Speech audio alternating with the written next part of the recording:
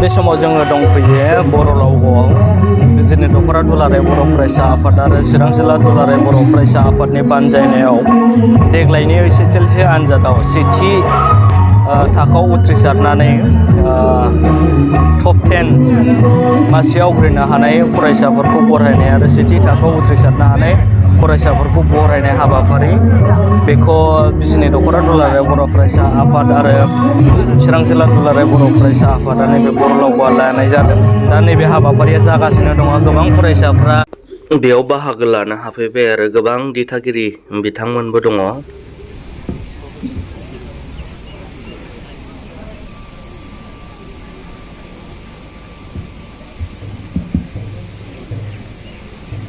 जोंनि हाबाफारिया सोलिगासिनो दङ।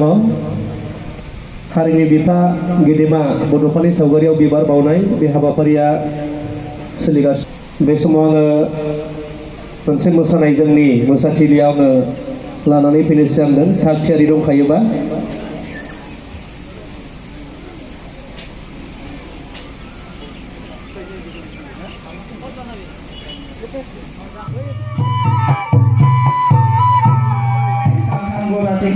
गायसंनाय 1968 इं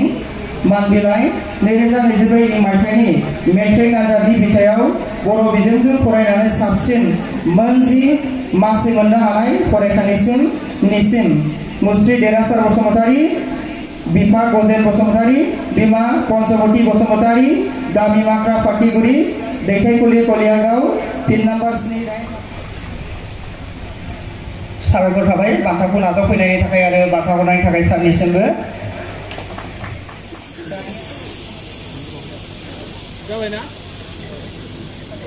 बिजिरनि दख'रा दुलाराय बर' फरायसा आफादनि बानजायनायाव देग्लाय 2024 मायथाइनि मेट्रिक आनजादाव बर' बिजोंजों फरायनानै सेथि थाखोआव उथ्रिसारनायफोरनि गेजेरनिफ्राय मोनजि मासि सायख'नानै जोङो सानजारां लकेश्वर ब्रह्म देरहासार बान्था बेखौ होबोनाय जायो आरो देग्लाय 22थि खेब सानजारां लकेश्वर ब्रह्मनि नामाव जोङो टप 10 बान्था गथायदों। लोगोसे बिजिरनि दख'रा एपनि सिङाव थानाय गासै 474 सेथि थाखोआव उथ्रिनाय फरायसाफोरखौ जोङो फरायनाय हाबाफारि बेखौ दिनै लानाय जादों बरलागाव गोजौ फरायसालि गेलेग्रा फोथाराव। आरो दख'रा एबसुआ गुन गोनां सोलोंथाइनि मावथांखिखौ नोजोर होनानै आरो जोंनि फरायसाफोरनि गेजेराव जोंनि गोसो जानाय गोसो थुलुंगाखांनाय लोगोसे जोंनि फरायसाफ्राबो फरायनायखौ नुनानै इयुनाव गावबो मोजां रिजाल्ट खालामनो गोसो जानायनि थाखाय थुलुंगाखांहोनो थाखाय बे हाबाफारिखौ जोङो थांनाय 22 बोसोरनि सिगांनिफ्राय बे हाबाफारिखौ लाबोनाय जादों आरो देग्लाय 22 बे खेबखौ बरायनाय जाबाय। आरो दिनैहाय जोङो गोजोननाय मोन्दों देग्लाय बोसोराव गुबुन बोसोरनिख्रुइ बांसिनै 474 फरायसाया सेथि थाखोआव उथ्रिसारनो हादों आरो सरकारि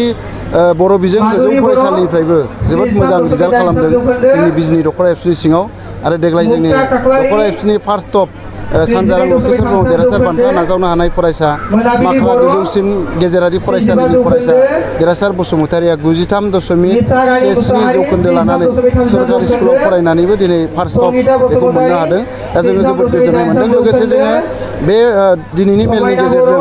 बिजिरनि दख'रा एबसुनि सिङाव गासै 100 जौखोन्दो रिजाल्ट खालामनाय बर' बिजों फरायसालि बेखौ जोङो थांनाय बोसोरनिफ्राय बरायनाय जादों आरो देग्लाय नैथि खेबनि थाखाय जोंनि दख'रानि सिङाव जायफोर बर' बिजों फरायसालिफ्रा 100% रिजाल्ट खालामनो हाबाय बे फरायसालिफोरखौ जोङो फरायनो थाखाय थि खालामदों आरो देग्लाय जोङो 9 फरायसालिखौ फरायनो थांगासिनो दङ। लोगोसे जोङो थांनाय बिजिरनि दख'रा एबसुनि थान्दै मेलाव जोङो थांखि लादोंमोन दख'रा एबसुनि सिङाव सरकारि बर' बिजों फरायसालियाव फरायनानै जाय फरायसाया 90 जौखोन्दोनि बांसिन नम्बर लानानै फार्स्ट टप मोननो हागोन बे फरायसाखौ जोङो best student of the year बान्था होनो थाखाय जोङो थांखि लानानै दोनदोंमोन आरो देग्लाय जोङो जोबोद खाफाल गोनां थांखि लानायनि उनाव जोङो सेथि खेबनि थाखाय दख'रा एबसुनि सिङाव थानाय माख्रा गोजौ फरायसालिनि फरायसा अनजाथाव फरायसा देरहासार बसुमतारी फंबायनो जोङो best student of the year बान्थाखौ दसे समाव गथायगोन। जोङो गोजोननाय मोन्दों जोंनि जे थांखि लानाय जोंनि नाजानाय जोंनि सिमां बेयो फेलें थाङाखै। दा बेखायनो जोङो खावलायदों साफ्रोमबो जोंनि फार्स्ट डिभिजन मोननाय 474 फरायसाया इयुनाव जाहाथे बिजनि ओनसोलनि थाखाय साफा साफा जाफुंसार फरायसा जागोन सुबुं सम्पद जानानै ओंखारगोन आरो बिथांमोननिफ्रायनो जोङो जोबोद आसा बिथांमोननिफ्रायनो जोङो IAS IPS जोङो डक्टर इन्जिनियार प्रफेसार टिचार जोङो दिहुननानै लाहैनो हागोन जोङो बेखौ आसा खालामदों आरो जोङो खावलायबाय जायफ्रा टप मोनबाय बिथांमोननिफ्राय आरो जोङो साबसिनै आसा खालामगोन बिथांमोना इयुनाव सासे मोजां सुबुं सम्पद जाहाथे जानानै ओंखारो आरो जोङो साफ्रोमबो क्लास 9 10 नि फरायसाफोरखौ खावलायदों बिथांमोनाबो इयुनाव दिनैनि फरायजानाय फरायसाफोर बायदि साफ्रोमबो फरायसाया मोजां रिजाल्ट खालामनानै इयुनाव गावनि केरियारखौ मोजाङै लांनो थाखाय गावनि इयुन संसारखौ मोजाङै लांनो थाखाय आरो मोजां सुबुं सम्पद जानानै ओंखारनो थाखाय जोङो नाजानांगोन दिनै जायफ्रा बे फरायनाय हाबाफारि दंफैयो बेखौनो नोंथांमोननि चेनेलनि गेजेरजों खावलायबाय आरो जोङो फैबाय थानाय समाव बिनिख्रुइ साबसिन रिजाल्ट खालामनो थाखाय मोनफ्रोमबो फरायसालियाव थांनानै 9 10 नि फरायसाफोरजों सावरायगोन गाबोननि उनाव 9 10 नि फरायसाफोरजों मटिभेसन हाबाफारि खालामगोन लोगोसे जुलाइआव जोङो गरम बन्दनि कचिं खालामगोन बेवहाय साफ्रोमबो फरायसाफ्रा 9 10 नि फरायसाफ्रा पजिटिभलि लानानै जोंनि कचिं सेन्टाराव बाहागो लानांगोन जोंनि मटिभेसन हाबाफारियाव बाहागो लानांगोन आरो जायफोर फरायसाफ्रा दिनै सेथि थाखोआव उथ्रिबाय बिसोरो एबसुनि बोसोनजों एबसुनि थुलुंगानाय हाबाफारिफोराव जोंनि बुंनाय फंसे बाथ्राफोरखौ गोसोआव लानानै बिथांमोना गावनि फरायनायखौ सिगां फारसे लांदों आरो जायनि थाखाय बिथांमोना दिनै मोजां रिजाल्ट मोननो हादों बेखायनो उननि साफ्रोमबो फरायसाफ्रा थुलुंगानाय हाबाफारिफ्राव फैनानै गेदेर मानसिनि बोसोन मानिनानै बिमा बिफानि बोसोन मानिनानै समाजनि नेमखान्थि आसार खान्थिफोरखौ मानिनानै मोजां आखल आखु दानायनि गेजेरजों इयुनाव मोजां रिजाल्ट मोनहैनो हाथों बेखौनो जोङो नोंथांमोननि चेनेलनि गेजेरजों खावलायबाय आरो साफ्रोमबो